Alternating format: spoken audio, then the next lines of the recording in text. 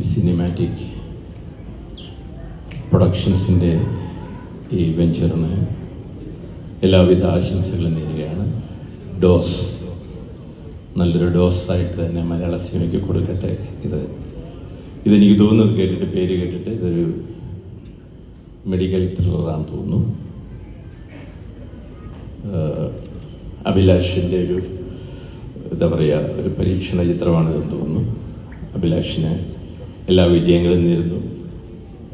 നിർമ്മാതാക്കൾക്ക് എല്ലാ വിജയങ്ങളും നേരുന്നു. തീർച്ചയായിട്ടും നല്ല സിനിമകളെ പ്രേക്ഷകർ രണ്ട് കൈ നീട്ടി സ്വീകരിക്കുന്ന ഒരു സമയമാണിത്. ആരഭിനയിക്കുന്നെന്നോ ആര് ഡയറക്റ്റ് ചെയ്യുന്നെന്നോ ഒന്നുമല്ല, നല്ല പ്രോഡക്റ്റ് ഓഡിയൻസിന് കിട്ടിയാൽ അവർ അക്സെപ്റ്റ് ചെയ്യുന്നൊരു അവസ്ഥ ഇന്നുണ്ട്, പണ്ടത്തെ പോലെയല്ല. അപ്പോൾ അതിനൊരു ചേഞ്ചായിട്ട് തന്നെ ഡോസ് വളരെ ഡിഫറെൻ്റായിട്ട് വരട്ടെ. ഇതിൻ്റെ എല്ലാ ക്രൂവിനും ഞാൻ ആശംസ അർപ്പിക്കുകയാണ്. പിന്നെ ഒരു അടിപൊളി സ്റ്റണ്ട് മാസ്റ്റർ ആയിട്ടിരിക്കുന്നല്ലേ കല. എൻ്റെ കഴിഞ്ഞ പടത്തിലെ കല ഫുള്ള് വർക്ക് ചെയ്തതാണ്. അവസാനം അഭിനയിക്കാൻ ആളില്ല, എന്നിട്ട് അഭിനയിപ്പിച്ചു സ്റ്റണ്ട് മാനായിട്ട് അല്ലേ. ഓക്കെ, നിങ്ങൾക്ക് എല്ലാവർക്കും ക്രൂവിന് ഞാൻ നന്ദിയും സ്നേഹവും ആശംസയും അർപ്പിക്കുകയാണ്. ഗോപി സുന്ദറിനെ പോലുള്ളൊരു അടിപൊളി മ്യൂസിക് ഡയറക്ടറാണ്. അപ്പോൾ പിന്നെ ഇതിൻ്റെ ഹീറോയാണ് എൻ്റെ സിജു വിൽസനാണ് ഇതിൻ്റെ ഹീറോ. അതിനുള്ള ഒരു സന്തോഷമുണ്ട്. കാരണം നിങ്ങൾക്കറിയാം, എൻ്റെ കഴിഞ്ഞ ചിത്രം 2022 ഓണത്തിന് ഇറങ്ങിയ 19-ാം നൂറ്റാണ്ട്. ഞാൻ ഒത്തിരി പുതിയ ആൾക്കാരെ കൊണ്ടുവന്നിട്ടുണ്ട്.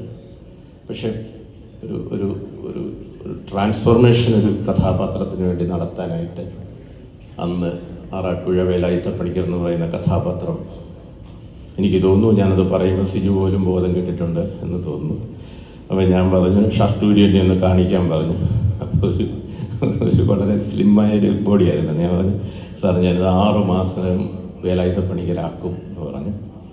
എനിക്ക് തോന്നുന്നു 3 മാസം കഴിഞ്ഞപ്പോൾ സിജു വന്ന് അല്ലേ ഒരു ഷോ കാണിച്ചു, ഭയങ്കര. അപ്പോൾ അതാണ് ഒരു ട്രാൻസ്ഫോർമേഷൻ, ഒരു ക്യാരക്ടറിന് വേണ്ടി സിജു മാറിയത്. പിന്നെ കുതിരപ്പുറത്തൊക്കെ നിങ്ങളിത് കണ്ടു കാണും, ചാടി വന്ന് യാതൊരു സപ്പോർട്ടും ഇല്ലാതെ ഓടിക്കയറുക അല്ല ഞെട്ടിച്ചു കളഞ്ഞ നമ്മളെയൊക്കെ.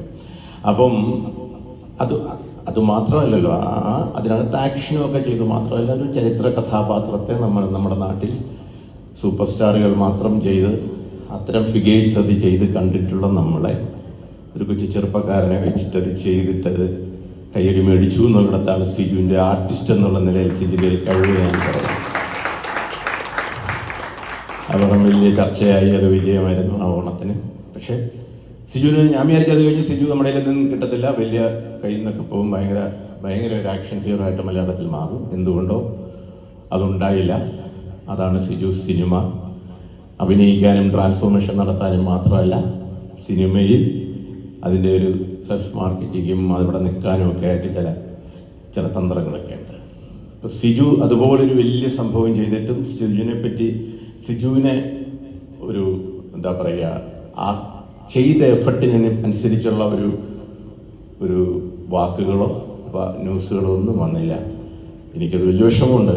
അതുകൊണ്ട് തന്നെ ഞാൻ തന്നെ വേണോ ഇനി അതിലും വലിയൊരു പടമായിട്ട് വരേണ്ടതെന്ന് ചിന്തിക്കുകയാണ്. വന്നിരിക്കും സിജുവിന് വേണ്ടിയിട്ട്. അതിനുള്ള പ്ലാനുണ്ട് കേട്ടോ ഗോപി, അതിനുള്ള പ്ലാനുണ്ട്. ഒരു വലിയ ചിത്രം പ്ലാൻ ചെയ്യാൻ നമ്മൾ വരുന്നതാണ്.